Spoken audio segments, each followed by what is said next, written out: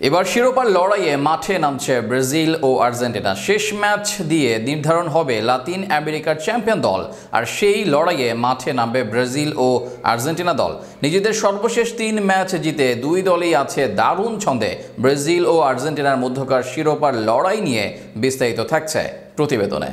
টুর্নামেন্টের শুরু হয়েছিল ব্রাজিল ও আর্জেন্টিনার ম্যাচ দিয়ে। ভেনেজুয়েলায় অনুষ্ঠিতব্য অনূর্ধ্ব-20 আসরে আবারও মুখোমুখি হবে দুই দল, আর তার মাধ্যমে নির্ধারণ হবে শিরোপা।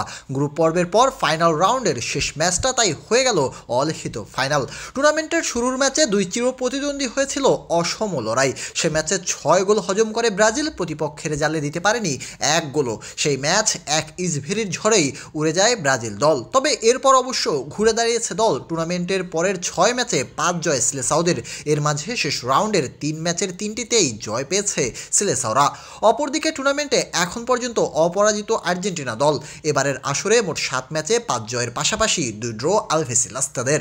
ইসভেরির সাথে সভিয়ান কারজিলিওরা আছেন দুর্দান্ত ফর্মে। ব্রাজিলের মতো তারাও জয় পেয়েছে ফাইনাল রাউন্ডের 3 ম্যাচেই। এবার শিরোপার লড়াইয়ে মাঠে নামবে তারা। এই ম্যাচে ফেভারিটের তকমা নিয়ে মাঠে নামবে আর্জেন্টিনা, কেননা একদিকে টুর্নামেন্টের শুরুর ম্যাচে ব্রাজিলকে হারিয়ে দেওয়ার স্মৃতি আছে তাদের, অপরদিকে তাদের খেলোয়াড়দের ফর্ম দুর্দান্ত। সেখানে এই আসরে সেরা দলই তারা এই মুহূর্তে, তাই আর্জেন্টিনাকে আপার হ্যান্ডে রাখাই যায়। তবে ব্রাজিল ছেড়ে দিতে চাইবে না। আর্জেন্টিনা বাদে আসরের সব বড় দলকে হারিয়েছে তারা।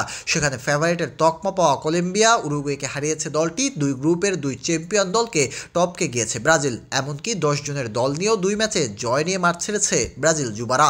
যদিও ডিফেন্স লাইন তাদের শঙ্কার কারণ হতে পারে, তবে সে শঙ্কা উড়িয়ে দিতে পারে তাদের দলগত পারফরমেন্স। সব মিলে দারুণ এক লড়াইয়ের অপেক্ষায় সবাই।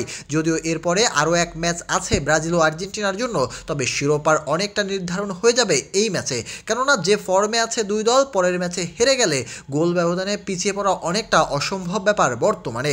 অর্থাৎ 14 ফেব্রুয়ারি সকালে নির্ধারিত হবে টানা 2 বার শিরোপা কি যাবে ব্রাজিলের ঘরে, নাকি এসভেরি স্লোয়ারদের আর্জেন্টিনা শিরোপা নেবে নিজেদের কাছে।